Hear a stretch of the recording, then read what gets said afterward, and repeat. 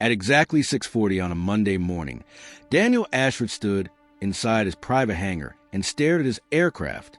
The jet was worth more than most people would earn in several lifetimes. Its polished silver body reflected the bright morning sunlight.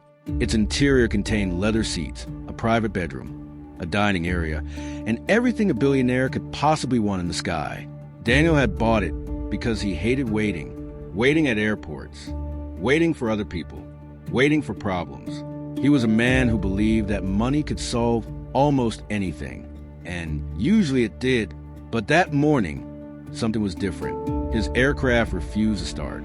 The pilots had already tried 3 times. The first attempt ended with a warning light.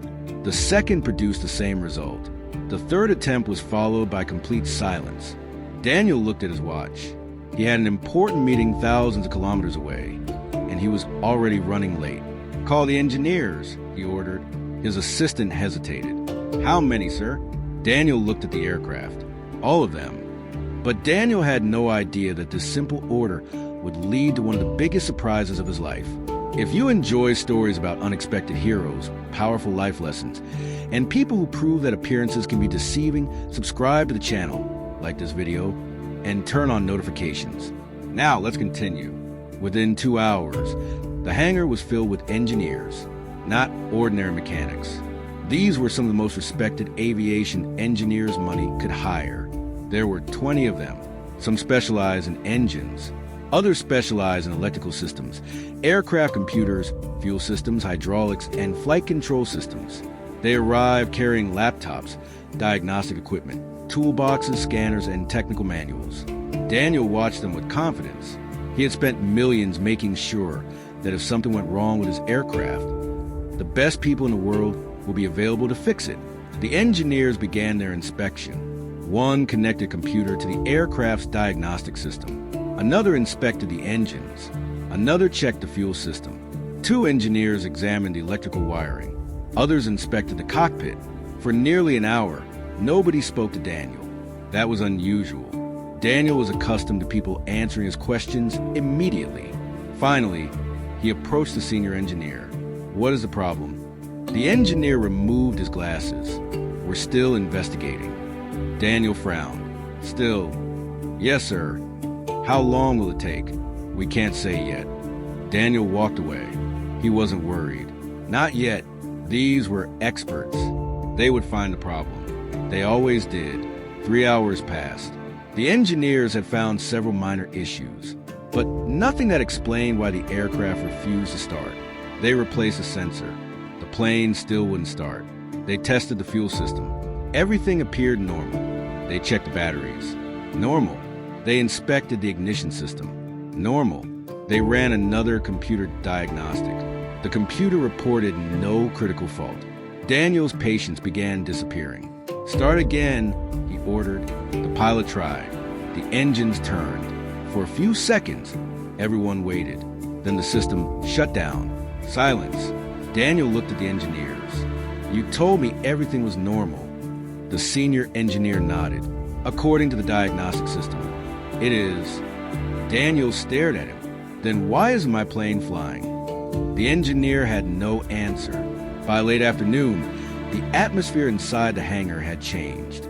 The confidence was gone. The 20 engineers were no longer working as a team. They were working in small groups. Each group had a different theory. One believed the problem was electrical. Another suspected a fuel pressure issue. Someone thought the problem was related to the engine control system. Another suspected a faulty safety mechanism. They argued. They tested.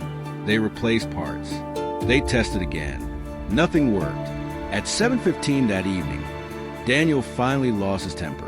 "I brought 20 of the best engineers I could find," he said. 20. Nobody answered. "You have spent the entire day examining this aircraft, and you're telling me that you still don't know what is wrong." The senior engineer lowered his head. "I'm afraid that's correct." Daniel stared at him in disbelief. "You're engineers." "Yes, sir." "You're supposed to solve problems." "Yes, sir." "Then solve this one." The engineer looked at the aircraft. "We need more time." Daniel laughed bitterly. "Time is the one thing I don't have." The next morning, Daniel returned to the hangar. The aircraft was still there, still silent, still useless. His flight had been canceled. His business meeting had been postponed. And for the first time in years, Daniel felt completely powerless. Then his assistant approached him. "Sir, there may be someone else who can help." Daniel turned. "Who?" "A mechanic."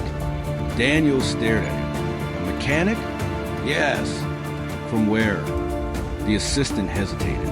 "There's a small repair workshop near the old industrial road. The mechanic's name is Samuel Mensah." Daniel almost smiled. "Samuel Mensah?" "Yes."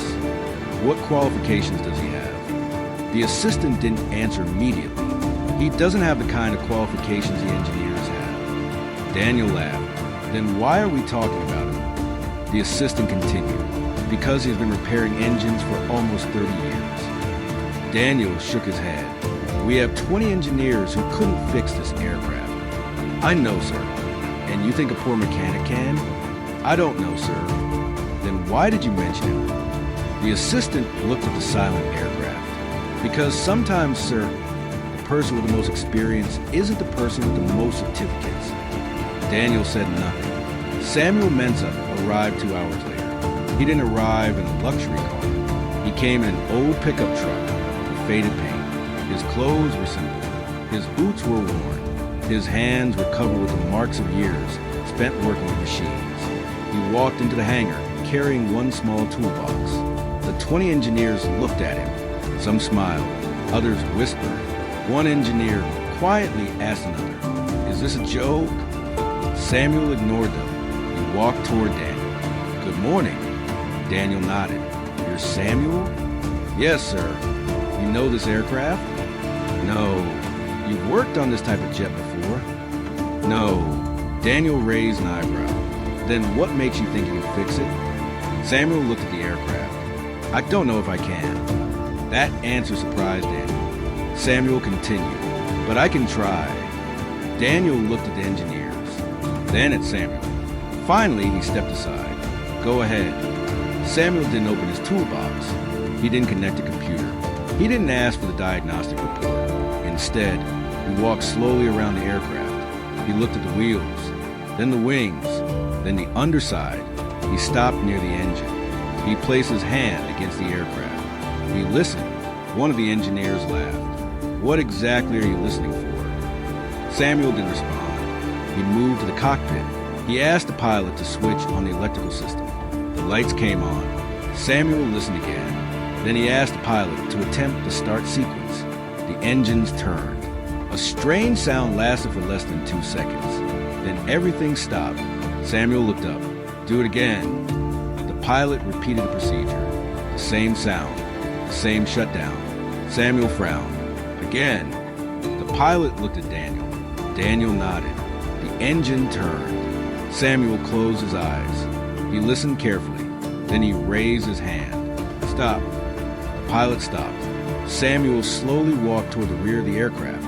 He crouched down. He examined a small section underneath the aircraft. One of the engineers followed him. "What are you looking for?" Samuel pointed. "Has anyone checked this?" The engineer looked at the component. "Yes." "Are you sure?" "Yes." Samuel shook his head.